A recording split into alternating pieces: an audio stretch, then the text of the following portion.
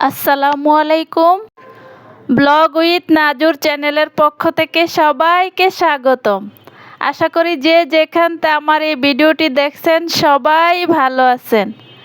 আমিও আলহামদুলিল্লাহ ভালো আছি। প্রতিনিয়ত একই নাস্তা খেতে ভালো লাগে না, তাই ভাবছি বোয়া বা খুদের ভাত যেটাই বলেন না কেন আজকে বোয়া রান্না করব, তার সাথে কিছু ভর্তাও থাকবে। আর এ বোয়া রান্না করা তো অনেক সহজ, এটা তো আমরা সবাই জানি। পোলাওর মতোই, জাস্ট খালি কেউ হলুদ দেয় কেউ দেয় না। আমি হলুদ দেই না, আমার কাছে মনে হয় হলুদ দিলে কেমন জানি খিচুড়ি খিচুড়ি, তাই। তো এদিকে ভর্তা তৈরি করব, যা কিছু দিয়ে ভর্তা তৈরি করব এক এক করে সব কিছু ধুয়ে পরিষ্কার করে নিচ্ছি। কাঁচামরিচ ভাজার সময় হয় কি ফুটে, তাই আমি একটু কেটে দিচ্ছি। বেগুনের ভর্তা বানাবো, তো কিছু লবণ হলুদ গুঁড়ো মরিচ গুঁড়ো দিয়ে একটু মাখিয়ে বেগুনগুলো আমি ভেজে নিব। বেগুনের ভর্তা অনেকভাবেই তৈরি করা যায়, কিন্তু আমি এভাবেই সাধারণত করি। আমি সব কিছুই রেডি করে ফেলছি, এখন এক এক করে ভেজে নিব। আমি জানি না এই মুহূর্তে কে কোত্থেকে আমার এই ভিডিওটি দেখছেন বা দেখতেছেন। দেখতে থাকেন, দেখতে দেখতে যদি বিন্দু পরিমাণও ভালো লাগে একটি লাইক দিয়ে চ্যানেলটি সাবস্ক্রাইব করে পাশে থাকবেন। আর যারা অলরেডি এই কাজটা করে ফেলছেন তাদেরকে অসংখ্য অসংখ্য ধন্যবাদ।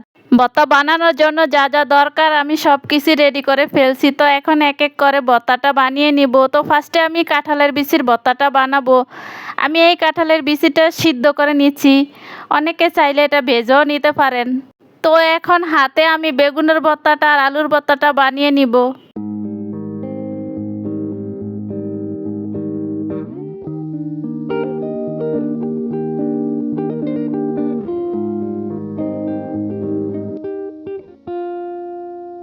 সব সময় মাছ মাংস ভালো লাগে না, মাঝে মধ্যে এরকম ভর্তা ভাত খেতে আমার কাছে খুবই ভালো লাগে, তো আমি মাঝে মাঝে বানানোর চেষ্টা করি।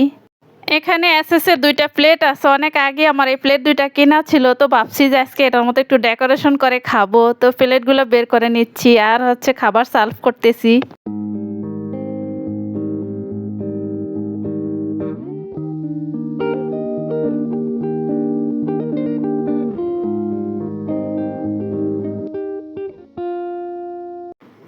এখন সকালের নাস্তাটা ঝটপট খেয়ে নিব আর দ্রুত সময়ের মধ্যে রান্নাটা শেষ করব।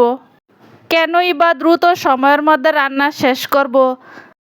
আমাদের সাথেরই এক ভাবি অসুস্থ, ওনাকে হাসপাতালে দেখতে যাব, তাই। আসলে কার বিপদ কখন আসে কেউ জানে না। দুনিয়াতে আসার সিরিয়াল আছে, যাওয়ার সিরিয়াল নাই। তো ভাবি অপারেশন হয়েছে, যেহেতু দেখতে যাওয়াটা আমার মনে হয় দরকার। তো ভাবিকে দেখতে যাব, তাই তাড়াহুড়া করে রান্নাটাও করে নিলাম। এখানে যা যা রান্না করব সব কেটে বেছে ধুয়ে পরিষ্কার করে নিচ্ছি আমি। এক এক করে রান্নাটা করে নিব। তো দুই চুলাই আমি দিয়ে দিছি, যেহেতু গ্যাস যাওয়ার একটা ভয় আছে। তো একটা চুলায় মাছ ভেজে নিচ্ছি আর একটা চুলায় তরকারি বসিয়ে দিচ্ছি।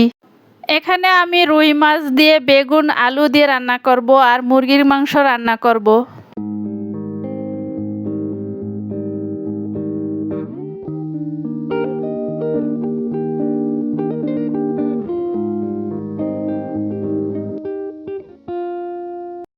এখানে দিয়ে দিলাম কিছু রসুন বাটা। আমি সব তরকারিতে আদা খাই না, যেটাতে দরকার মনে হয় সেটাতে দেই। তো এখন দিয়ে দিলাম কিছু হলুদ গুঁড়ো মরিচ গুঁড়ো জিরার গুঁড়ো স্বাদ মতো লবণ। মশলাগুলো নেড়ে চেড়ে একটু মিশিয়ে নিব। এখন দিয়ে দিব একটু পানি। এখন একটা ঢাকনা দিয়ে ডেকে দিব আর মশলার গন্ধ যাওয়া পর্যন্ত অপেক্ষা করব। এদিকে আমার মাছটাও ভেজে নিচ্ছি। এখন সবজিগুলো মশলার মধ্যে কষিয়ে নিব, প্রায় হাফ সিদ্ধ করে নিব। এদিকে অন্য একটা চুলায় বসিয়ে দিব মাংসটা।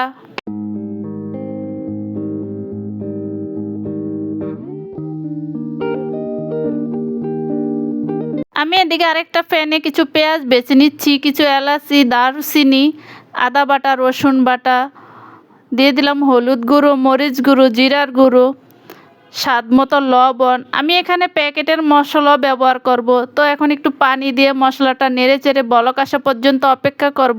এই পর্যায়ে মশলাটা কষানো শেষ। এখন দিয়ে দিব মুরগির মাংসটা।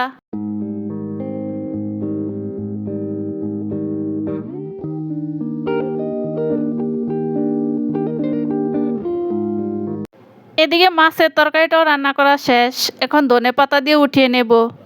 আর মুরগির মাংসটাও কষানো শেষ, এখন দিয়ে দিব জলের পানি।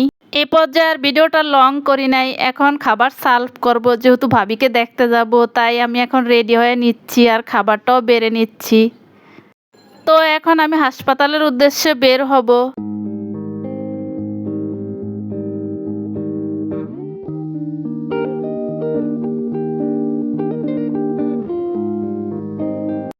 তো আমি হাসপাতালে এসে ওনার ওয়ার্ডে চলে আসছি, আর এসে ভাবির সাথে দেখা করে কথাবার্তা বললাম। আসলে হাসপাতালে এসে আমার তো আর কিছু করার নাই, দোয়া ছাড়া, সান্ত্বনা ছাড়া। তো দোয়া করি সুস্থ হয়ে যাক, ভালো থাকুক। হাসপাতাল থেকে এসে ননদের বাসায় গল্প আড্ডা, বিকালটা ওই জায়গায় চা খেয়ে দুই ননদ ভাইবো গল্প করলাম। আজ